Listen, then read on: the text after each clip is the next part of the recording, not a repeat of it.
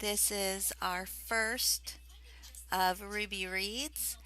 She'll be reading excerpts from her father's book, The Genes of Gregoria, and she'll be doing a couple of letters. So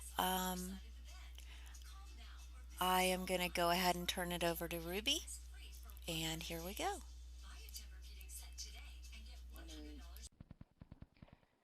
This book is called The Genes of Gregoria. It was written by my dad, David Truskoff. He wrote a lot of books, but I'm going to start with the dedication, and it is to the memory of my brilliant and talented brother Louis Truskoff, who through his own deep commitment to peace and equal justice for all people, lit a path for me to follow, and to Jerry Truskoff, Atkins, Ruth Truskoff Silver, Dorothy Truskoff Hermendorfer, and to all the others who carry the genes of Gregoria.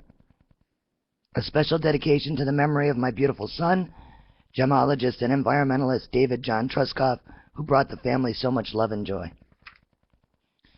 For my wife, Marge Gosley, who makes my work possible and my lonely hours at the typewriter bearable. Marge can trace her family back to the early American settlers from Ireland and England and is just as proud of her ancestors as I am of mine. The Genes of Gregoria. In 1905, my father and his brother left their small village in Bielorussia and made their way to the United States, learned the language, worked hard, and raised their families. In 1948, the International Red Cross contacted my father's brother, who was living in Philadelphia.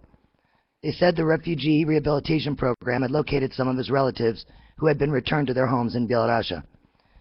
The Red Cross said that they would not release our family's address before we gave them approval to do so. It appeared that they were asking for help from the relatives abroad. The truth is, at that time, finding relatives had become a passion for all of those who suffered through the nightmare of the late 30s and early 40s.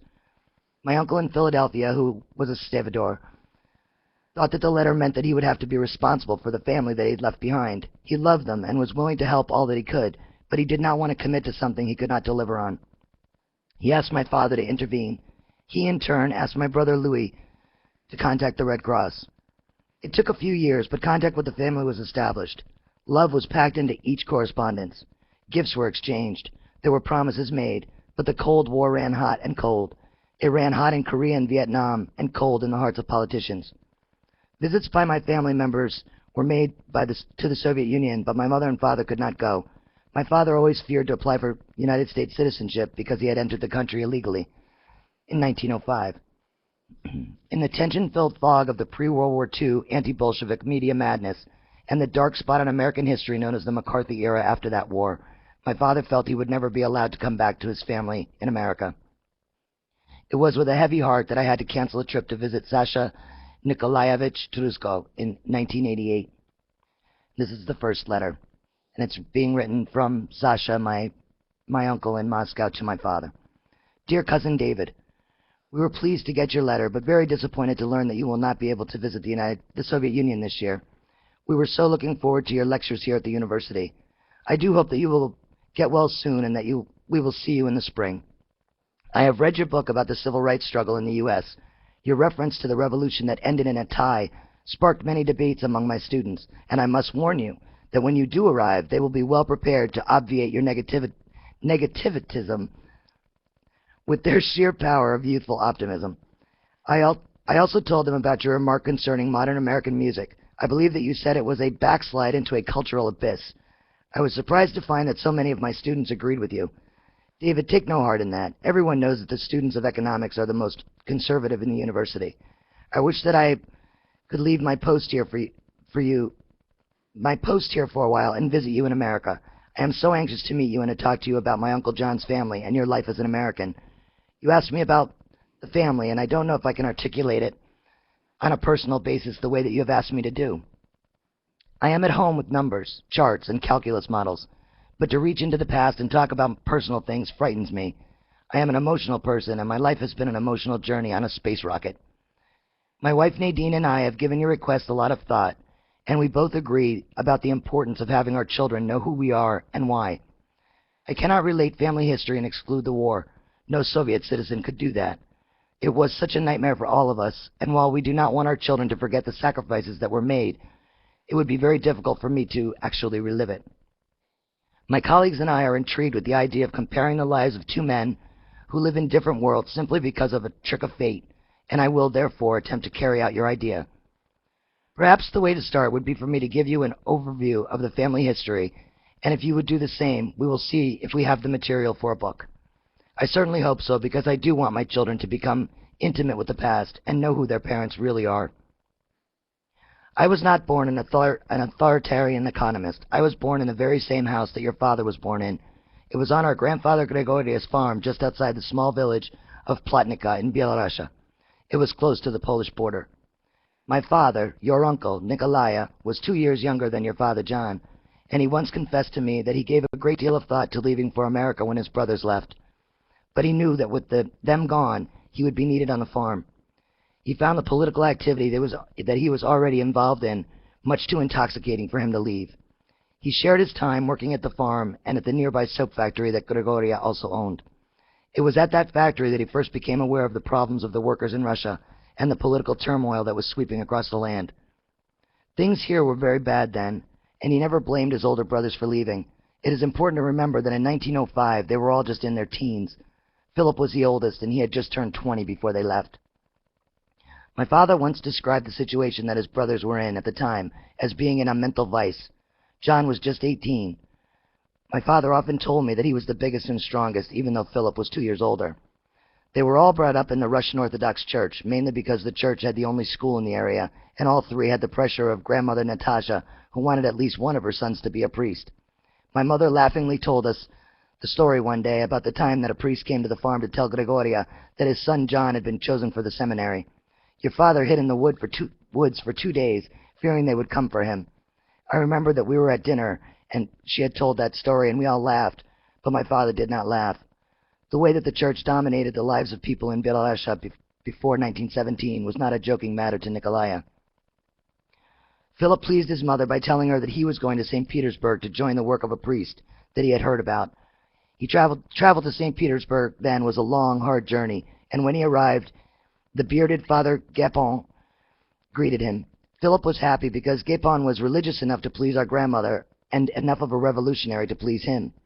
On a very cold day with the icy winds blowing across the Neva River, not unusual for January 9th, Father Capon was organizing a massive demonstration. Marchers carried placards and icons to the front of Tsar Nicholas's palace. They were, Philip thought, a very important coalition of intellectuals, religious zealots, and revolutionaries. They marched to ask the little father of all the Russias to grant some benefits for the poor. Tsar Nicholas fled the palace, not wanting to be responsible for the greetings that the marchers were about to receive. Long-coated troops moved in and began to open fire. Hundreds were killed and thousands wounded. That was Philip's last contact with the church. He was grateful that he had escaped with his life, and when he returned to the Plotnica, he stunned Natasha by declaring himself a Marxist. I have often tried to project myself into the Belarusia that Philip returned to in 1905. Student riots were spreading. The Tsar, in confusion and dismay, had lost all control. Workers' strikes occurred almost daily, and assassinated czars were falling like acorns in the woods. The Grand Duke Sergei was slain right in the Kremlin by an activist named Kyliev on the very day that Philip returned home. The murder, he told his father, was in retaliation for the massacre of Gapon's demonstrators. Military and political disasters were served to the Tsar at every breakfast. There was the defeat at the hands of the Japanese at Port Arthur, the destruction of the Russian fleet in Tsushima Strait, and finally the Treaty of Portsmouth signed in New Hampshire in the United States. The humiliating treaty was signed in August and ended the hostilities between the Japanese and the Russian armed forces. But the civil strife at home was even more humiliating for the Tsar. The three brothers agonized through the turbulence that was rocking their world. Industrial strikes paralyzed the nation, but the worst thing that the family had to contend with back on the farm was the deplorable anti-Semitism that was spreading like a wild plague across Poland and Belarusia. All of that was stirred in their young brains by the swizzle stick of the church and their mother's constant insistence that they return to it. Yes, David, they had good reason to leave, but I never knew the entire story until just before the Great War. This may come as a surprise to you, but my mother and your father were lovers. That fact had as much to do with your father and Philip leaving as any of the other events that I have mentioned. When you think about it, I mean the constant barrage of heart-stirring missiles that kept exploding in those young brains. You realize how difficult it must have been for them to make life-lasting decisions and make them so quickly. John begged my mother, who was then only 16, to go with them, and he told her that they would be married in America. But she could not leave her parents. They were old and sick and feared every day for their lives because of the raids of the Black Hundreds. Her intentions were to join him later, but the time never came when they could leave, and years later she married my father. The marriage did not make Grandmother Natasha very happy. 2 of her sons had left. A third called himself a Marxist, and then, the cruelest blow of all, he was going to marry a Jew. I loved Grandmother very much, but I know that her bitterness caused many problems for my father and his father Gregoria. Their politics and her religion often clashed and caused a great deal of household bickering. My mother told me that the marriage day for Sarah Gold and Nikolai Gregorievich Truskoff was a bittersweet day for both of them. No one from the Jewish community attended, and Natasha stayed in the barn the entire day. No priest would perform the ceremony, so they were married in the house in a civil service that satisfied them both. Only the workers on the farm celebrated the wedding. To get back to why your father left, let me again try and put you into the Bielorussia of 1905. It is difficult even for someone like me to understand what it was like to endure the pain and the violence of those terrible years. Our family was in the center of a storm of border changes, political changes, and the divisiveness brought on by the anti-Semitism and the competition between the Russian Orthodox and the Roman Catholic churches, all boiling in a pot of anarchy. I can almost understand Grandmother's feelings. After all, the history of the family was that of a fairly comfortable landowner and an influential member of the church. Marxism landed in her home like a grenade and blew it apart. She never read any of the letters that her son sent from America until she was almost on her deathbed. Then she prayed for her son's forgiveness and even kissed my mother. By the time that her 3 sons all joined the Socialist Democratic Workers' Party, Gregoria had convinced her not to talk about the family politics outside of the house. The priests continued to come to the farm and to keep some peace in the family. Gregoria continued to give them their annual grant, but Natasha understood the danger that her sons were in and seldom left the farm. It must have been very confusing for the poor old woman. Everyone in her family had gone to school, and we were considered the intelligentsia's most stable family, even though we were farmers. She could never understand why we would want to change anything or why we would want to get mixed up with a bunch of Jews. I remember her telling me once that even though my mother was Jewish, if I married a Russian, to her, Jews were not Russians. Then my children would not be Jews. My mother was born and raised in the Pale, the Jewish sector. Her skill as a seamstress became well known, and she was often invited to the farm to help with the sewing. She made clothes for us and for some of Gregoria's workers. She was a very attractive, dark-haired teenager, matured both physically and mentally well beyond her years. Oh, David, how I loved that woman. The workers simply called her Anna. It means she in Russian, and everyone who knew who she was, and everyone loved her. On one of the most beautiful and memorable days of my life, a day that I will cherish forever, my mother told me the whole story about why the 2 older brothers left, and in particular, why John left. Sarah's community often suffered from the raids of the vicious anti-Semites who called themselves the Black Hundreds. They swept down on villages without warning, killing and burning as they went. Sometimes they would arrive with the sun before the poor people were even out of their beds, and at other times they would charge in through the town on their horses at dusk. During a particularly brutal raid, Sarah's brother was killed, trying to prevent the burning of his parents' home. Panic-stricken, Sarah brought her parents to the farm for safety. I will never forget the look in my mother's eyes when she told me this part of the story. She was a sensitive woman. At this moment, I would gladly trade my computer for the pen of a writer. Perhaps then I could adequately describe the home, that room, and that moment in my life. I did not go to school that day because I had a fever. I was propped up on pillows in my parents' bed. I was allowed to stay in that room because it was at ground level, and my mother did not have to climb the stairs to my room in the attic to kiss my forehead every hour and to check my temperature. It was an exciting place for me because I was surrounded by my father's Red Army literature and the various posters and billboards that told the story of his revolutionary life. The bedroom was not far from the kitchen, and the smells of the baked bread that was made fresh-baked every morning mingled with the ever-lingering odor of the stomach-warming cabbage and sausage served the night before. That day there was a specially sweet smell drifting into the room from the kitchen. Excuse me. It was part of the reason that enables me to remember the exact date. It was May 22nd, 1941, my sister Luba's 21st birthday, and 1 month to the day before the Nazi invasion. After scolding me that morning, my father left for Minsk to attend another party meeting. He traveled a great deal before the war as a party official. He was angry because my illness was a result of my own stupidity, and my father did not like to see me miss one day of school. I was just 17 and very foolish. My pioneer group from Pinsk spent a weekend camping in a park that marked the spot of Napoleon's defeat at Birosov.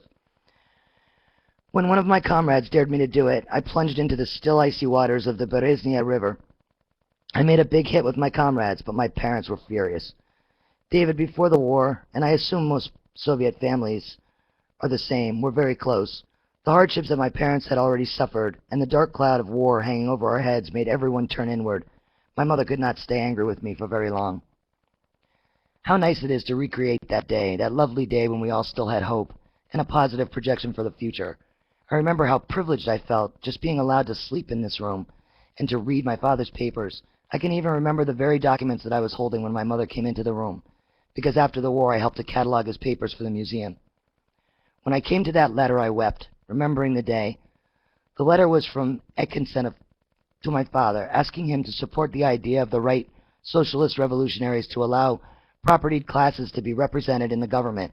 It was dated September 19, 1917. I was holding it in my hand when my mother came into the room and sat down on the bed. She kissed my forehead, and instead of leaving, she held my face in her hands.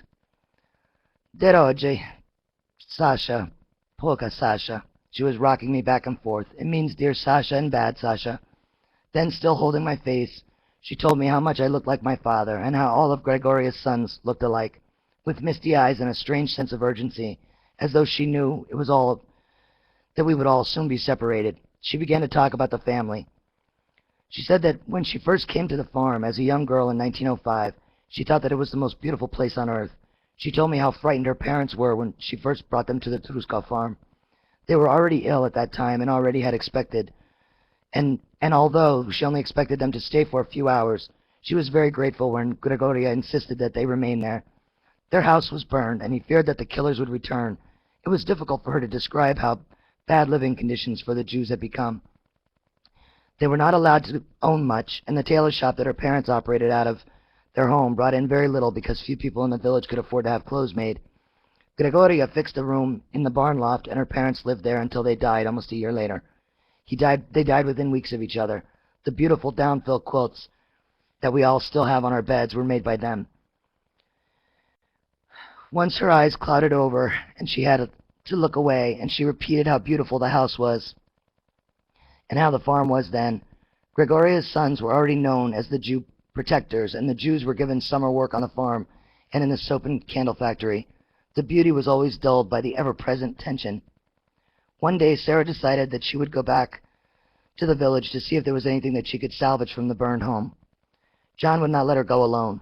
He took one of Gregori's rifles and went with her. After learning that John and Sarah were taking such an ill-advised trip, Philip and Nikolaya went to find them. They also took their guns. It was well known then that John Gregorievich had what my mother described as sheep eyes for Sarah. But Philip and Nikolaya had no way of knowing that they would stop for a romantic interlude in a storage barn just outside of the village. There they were caught by a group of raiders, and John was badly beaten. They stripped off all of Sarah's clothes and left her naked out in the field. When she got back to John, she found him in dreadful condition, but conscious. He gave her his clothes and told her to go for help. She found Philip and Nikolaya running toward the village. They sent her back to the farm, and she didn't know what happened after that. Nikolaya never talked about it. But 2 nights later, some friendly soldiers came to the farm and told Gregoria that 3 of the Black Hundreds had been wounded and 1 was not expected to live. There was talk that the sons of Gregoria did it and that they had been marked for death. The 3 brothers had gone to a meeting in Minsk. When they returned 3 days later, they found that the most important meeting of their lives was waiting for them. Gregoria was the chairman. At first he wanted all of them to go to the seminary and study. He felt that they would be safe there. They all refused, and after much deliberation, John and Philip decided to go to America. One hot summer night during the war, my father and I were waiting for a patrol to return to our base deep in the woods. I could see that Nikolaya was very tense, so I decided to talk about the family and see if I could get him to relax a bit. He seemed to welcome it and spoke freely about personal things. I finally asked him about the anti-Semites. Yes, he said, we shot them. not just because they beat John, but because they were bragging that they had raped Sarah. Excuse me. By then I had seen my father kill many Nazis, so the killing of another meant nothing to me. I was very proud of him. I wanted to, but I never mentioned that talk with my mother that I had had just before the war. Sarah told me that John begged her to go with them. He even sent her the money later, but by that time she was committed to marrying my father. She burned the letters and the money, and Nikolaya never knew of them. It is so sad to think of such a close family losing communication that way. Gregoria and Natasha received 3 letters from their sons, and Sarah 1. To my knowledge, none of those letters were ever answered. Those letters were the last communications we had from America until you found us. I suppose that John never knew that Nikolaya and Sarah were married. Nikolaya went to live in Minsk for a while after his brothers left. He studied and at the same time got a job working at the railroad, laying new tracks and spreading the word of the Democratic Workers' Party. Sarah's parents both died in 1908, and Nikolaya came back to the farm to marry her. She had a miscarriage their second year and almost died. Natasha insisted on calling in a priest to say prayers. Now, David, I should tell you the story the same way my father told it to me. Sarah opened her eyes and saw the priest. She knew right away that it was the work of Natasha. She looked at her husband and said, "I am not going to die." Her eyes moved back and forth from Nikolaya to the priest. She moved her hands over her mouth to cover a smile and said softly, "Oh, my dear father should see this." She had her hands over her mouth as she spoke, and the priest thought that she said, "Dear father, do this." Nikolaya swears that the priest stood with his hands covering his mouth until Gregoria led him from the room. The physician from the village told Nikolaya that Sarah had lost too much blood to live, and if she did, she would never be able to have children. About 10 years later, Luba was born, and there was a week-long celebration on the farm. Merchants in Pinsk said that you could hear the sounds of music and jubilation into the late evening hours. It must have been a big surprise when I came along years later. To tell the truth, David, the birth dates of my sister and I perhaps tells more about their relationship that my parents had than I could. It also brings the history into focus. Nikolaya was away so much due to his political activity that at one point Luba didn't recognize him as her father when he returned. She cried when he picked her up, and that hurt him very much.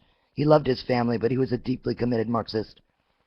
As you probably know, he played a historic role in the Revolution of 1917 and remained a party official all of his adult life.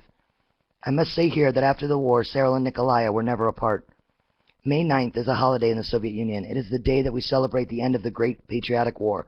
But May 9th, 1946 is a day that Luba and I will never forget. There was a special program in Minsk to honor our Soviet heroes. Luba, my mother, and I all clung to each other and shed enough tears to fill the Volga. We were so proud of Nikolaya up there with all of his medals, but our tears were not just tears of pride and joy. They were tears of sadness for the terrible suffering that Sarah and Luba had to endure in that Nazi camp. There were also tears for the dead members of my mother's family. We could never find a trace of her uncles or aunts or cousins, nor did we ever find out what happened to Gregoria after the Nazis took him from the farm. My mother and Luba never spoke about their ordeal at the camp except to tell us that they were more fortunate than the rest because they worked as seamstresses, a skill that Sarah learned from her parents and taught Luba. You might be interested to know, David, that sewing is what brought your father and my mother together. John was a very shy boy, but my mother told me that he spoke to her with his eyes. When she was coming to the farm to help with the sewing, she made all the boys wear a shalapa, a hat that Philip and Nikolaya refused to wear, but John wore his, even though it was the butt of many jokes around the farm. Sarah made almost all of their clothes. After the war, my father lived comfortably on his pension, but Sarah continued to make clothes. Even her grandchildren were fortunate enough to wear the warm sheepskin coats that she made. At the Nazi camp, they had made coats and uniforms for the Nazi officers. The fact that Sarah was Jewish was never revealed, and it was assumed that both women were members of the anti-Bolshevik aristocratic family. The camp was not a subject that we could easily discuss, and to this day, I have not learned any more than what I have told you. My own research tells me that it was very bad, very bad. I sound like I am talking about a rainy day or a pet that wets on the floor. There are no words in any language that can adequately recount the horror. It is difficult for me to sit here in my office and look out over my beloved city of Moscow and believe that the Nazis and their Belarusian collaborators did what we know they did. One side of my brain recalls the ghastly scenes while the other half rejects it. You can imagine my father's shock and embarrassment when my mother and Luba were accused of aiding the Nazis. A hearing was held, and they were both quickly exonerated when ex-prisoners told of the way that they both stole food and gave it to the starving ones at the risk of their own lives. Well, I didn't want to talk about the war. I was telling you about the day that they honored Nikolai, your uncle. Everyone was crying that day, remembering the relatives and friends that died at the hands of the fascists.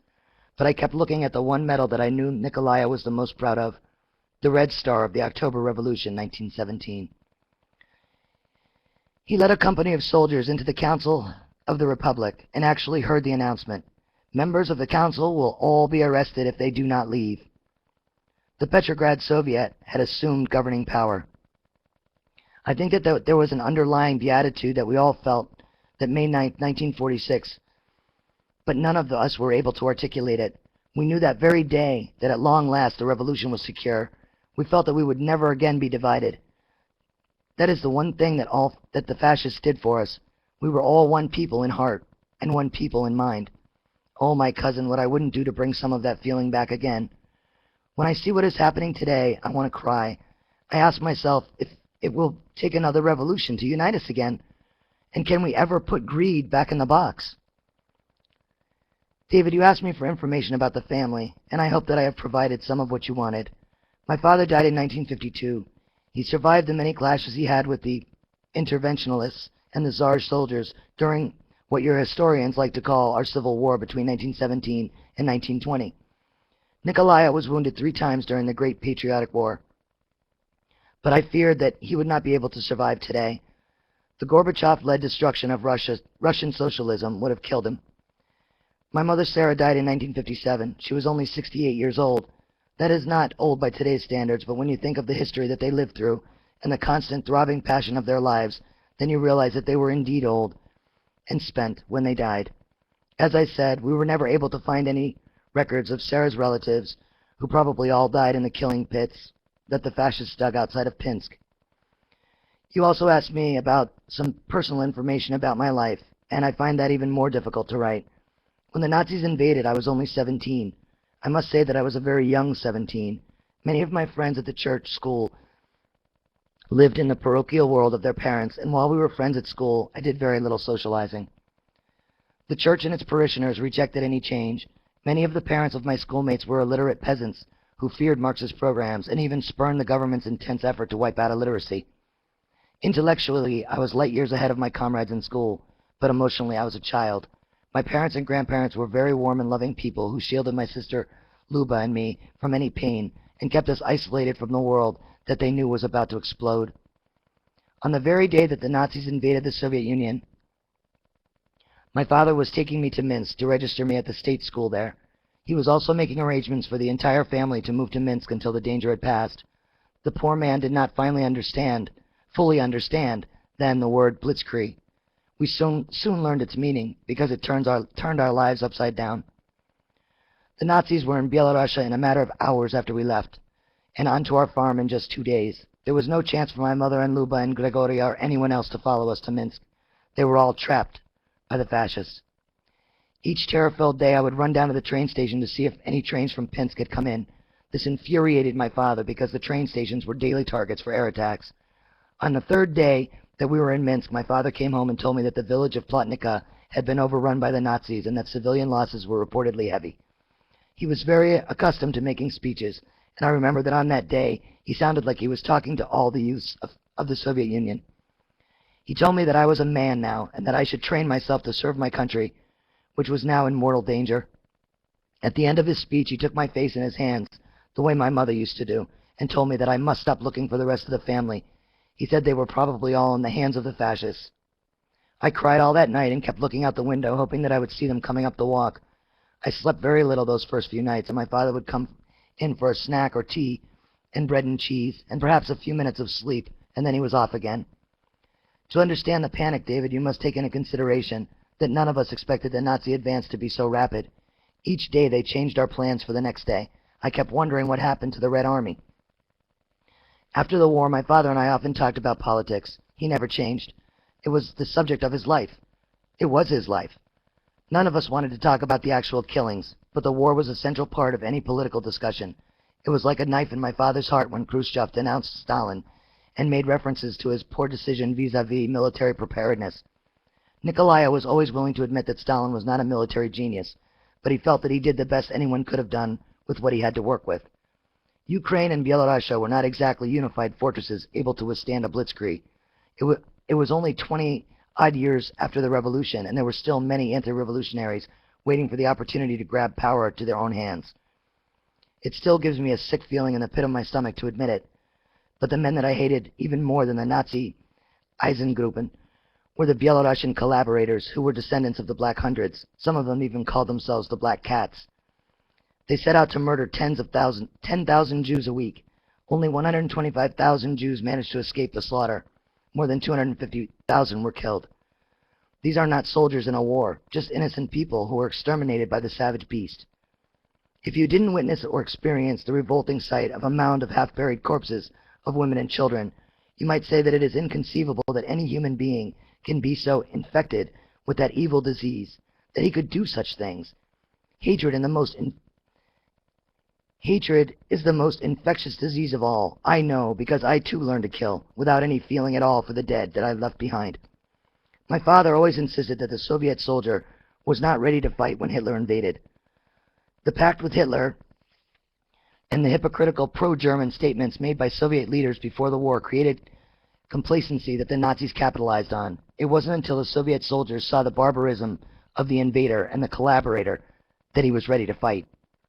Nikolai took part in the building of the Red Army from the very beginning. While he was often critical of the choice of generals, he would point out that it wasn't until Stalin became the commander-in-chief of the Red Army in June of 1941 that he also became the father and the kind of spiritual leader every soldier needs. It was then that we were ready to launch our offensive. On December 6th of 1941, by your calendar, one day before the Japanese attacked Pearl Harbor, our counteroffensive began to push the fascists out of the Soviet Union. One of my father's captains was fond of saying that the enemy in front of us is the Nazi, but holding the fascist dog's leash are the Americans and the British. I heard that so many times that I expected the war to go on forever. I thought that when we get the Nazi back to Germany and free our land, we would have to prepare for an American invasion. History shows that the captain wasn't far from wrong, because that is exactly what your General Patton wanted to do. That same captain also survived the war and came to pay his respects to my father on that May 9th, 1946. In the evening, we all had some drinks, and as usual, the conversation turned to politics. There was a good deal of anti-American feeling. Your president was the same Harry Truman who said America should support the Germans when the Russians were winning, and the Russians when the Germans were winning. My father hated Truman, the way he hated Churchill and Hitler. I was sick of hatred. I had no more hate left for anyone. Most of the younger veterans felt the same way, but the older men who still remembered America's intervention in 1917 would not and could not let go of the old fears. I tried to put a stop to the next war talk by reminding my father of the Land-Lease aid and the joy that lifted the spirits of the whole world when the Red Army met the Americans at the Elbe River in Torgau. My father and the older men laughed. General Patton drove his tanks through a pack of beaten, whimpering dogs, my father said. By then my mother had had enough. She too had used up all of her hate. She scolded Nikolai by reminding him that what he said would come back as a shock to all of the widows and mothers of the American soldiers killed fighting in Europe. The Americans fought 2 wars, once in Europe and one in the Pacific. I am sure that they too must be weary of war and war talk, she said. I remember Nikolai smiling and hugging her and nodding his head. Yes, he admitted. There were some brave Americans who fought in Europe. But by the time they got here, the Nazi was finished. Sarah smiled at me. He will never change. After all he has been through, you would think that he could stop talking about war and instead tell everyone about how beautiful the spring blossoms are this year on the farm. They had returned briefly to Plotnica to see what was left of the house. They found the ruins of the home and the barns, but the land was sighing. Sarah said that she could hear it sighing. The tanks and the soldiers' boots were all gone, and the land seemed to rejoice by giving forth multicolored blossoms. The Yaselda River was full and spilling its clear water into the marsh. Men were building new homes for the collective farm that would include Gregoria's farm. Sarah shed many tears when they went to Pinsk. Nikolai had to steady her as they stood near the sight of the mass graves. Convinced that the new city of Minsk should be their home, they returned from Plotnica, but told us all their hearts would always be on that land. Many years later, I was at a social gathering for a colleague who had returned from one of the first university exchange programs. We began to talk about the possibility of the thawing of the Cold War, and I told him the story of Nikolaya and how he would always feel if he were still alive. The professor, who just returned from teaching in America, laughed, and that made us all laugh, with his description of America's version of the war in Europe. It seems, says the professor, that the Americans believe that the land lease program saved us from starvation and that the American army saved us from certain defeat. When my second book was published, I prefaced it with this admonition to my students: one man's history is another man's fantasy. Experto crito. Trust one who has been experienced.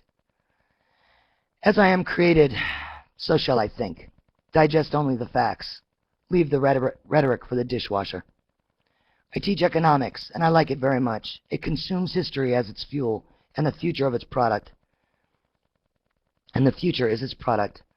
Good economists cannot be monolithic tools that serve the system. An economist can do tricks with numbers to support any philosophy, be it religious, political, or economic. I will admit that my foundations are in the true Marxist dialectic methods, but my age adds new prisms and a new blend of colors. It is the blending that always gets me in trouble. Today I am giving examples of the new international economics to my students, and I am using a fisherman's net as an example. In this small planet, everyone must be able to hold up their end of the net, or all the fish escape. If one country pulls too hard and the string breaks, the whole world may be swimming in a sea of economic groundswells that may inundate us all. Oh, David, I am sorry. You asked for information about the family, not a lecture about economics. Luba has spent her entire life working with children who have special problems. She never married. She got her degree in psychology when she was 35. After the war, I worked in a construction unit rebuilding the city of Moscow. We were trying to create enough housing for the millions of homeless people who all wanted to live in the city. It was chaos. We had to do the job twice. First, we had to build temporary housing for those who needed it immediately, and then replace it with permanent housing. I was an assistant to the assistant, to the assistant bureaucrat, to the assistant bureaucrat's assistant. We were building apartments so fast that when you left the city for 2 weeks, it would be a strange place when you returned. I worked out of a small basement office and handled much of the paperwork for the assignment of concrete. I am sure that you have heard all of the jokes about Soviet bureaucracy. It is all probably true, but we got it done. Nikita S. Khrushchev is often referred to as the man who brought the Moscow Metro into reality. He was the engineer in charge of that project for some time, but he also brought prefabricated apartment buildings into being. Cartoonists and comedians have poked fun at the Nikita boxes, and they called them Khrushchevy. It is a play on the Russian word Truskoff, which means slum. But they furnished much-needed housing, and for those who needed it, and for those first tenants, they were places Moscow will always... And to those first tenants, they were palaces. Moscow will always feel the presence of Nikita. I have been at the university in one capacity or another since about 1950. I was a student, a research assistant, assistant professor, and finally the head of economics department. I married Nadine when we were both students here. She went on to medical courses and is now a physician. 3 of our 4 children are married. Nikolaya, our oldest son, lives abroad in Paris with his wife and 2 daughters. He is employed as a money exchange expert and economics advisor in the office of the trade representation of the Soviet embassy. Our son Gregoria lives in Simferopol in the Crimea and is doing research work there in an astrophysical observatory. He is not married. Our 2 daughters live here in Moscow. Lunmia is a librarian at the Pashkov House section of the Lenin Library. Her husband is a policeman. They have twin girls, age 9. Our oldest daughter, Sarah, teaches gymnastics and dance. Her husband is also a teacher. They have 3 boys, 7, 10, and 12, and already they are famous. Every teacher in Moscow knows about them. They were born at the wrong time. We could have used them after the war when we were marking buildings for demolition. They could have done the job. They are kind, intelligent children, but the energy that they have is like nuclear fission. Once it starts, it's hard to stop. Sarah dotes on them. She named them Sarah, Sasha, John, and Philip. Nadine and I often felt that Sarah needs a rest from them, and we take the boys to the zoo nearby. The two girls, Ludmilla and Luba, prefer the theater. David, my heart is still in Belarusia, and it often tugs me back. I love to visit my sister Luba in Minsk. Sometimes I take the grandchildren on the train with me. That is an experience. When I am lucky, they sleep most of the way. Luba and I take them to the museum on Lenin Prospect.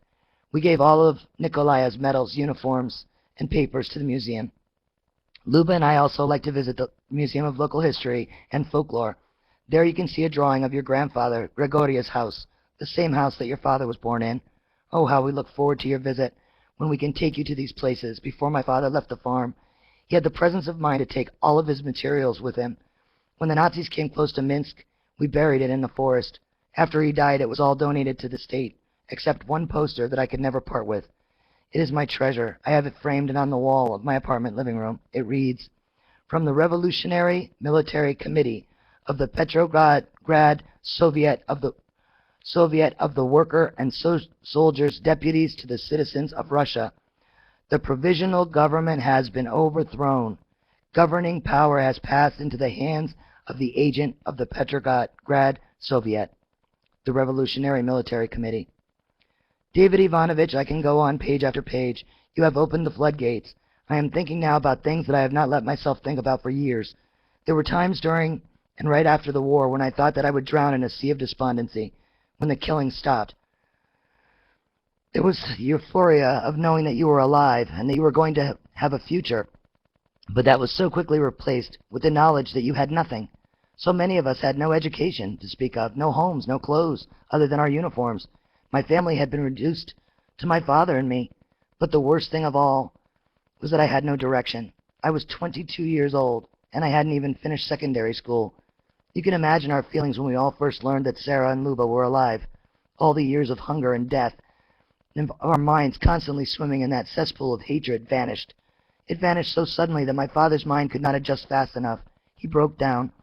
I remember that I had to take him out of the truck that we were riding in and hold him in my arms until he stopped sobbing. Perhaps if I gather the strength, I will tell you about these days. As I said, I am an emotional person, and I have never talked about that particular day to anyone. This is all very exciting for me and a bit overwhelming. When I received your first letter, I told Nadine that I could not do it now. Now, I cannot stop.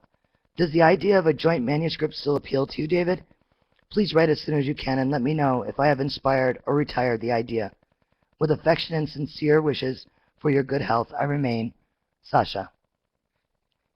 And that's an extremely long chapter, everybody, so I don't know if you want me to continue or what. Zena, you could let me know. Okay.